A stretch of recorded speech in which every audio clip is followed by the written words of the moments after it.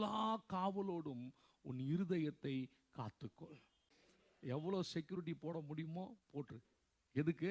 உன் தங்கம், வெள்ளி, பணம், வைடூரியம் அதுக்கு இல்லை. இந்த இருதயத்துக்கு எல்லா காவலோடும் இருதயத்தை காத்துக்கொள். ரொம்ப முக்கியமான காரியம்.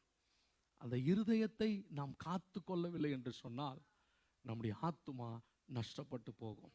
எல்லா காவலோடும் காத்து கொள்ள வேண்டும். தேவனுடைய ஐஸ்வர்யத்தை, ஆசீர்வாதத்தை சுதந்தரித்து கொள்ளுகிற பாத்திரங்களாக நாம் அவருக்கு முன்பாக நிற்க வேண்டும்.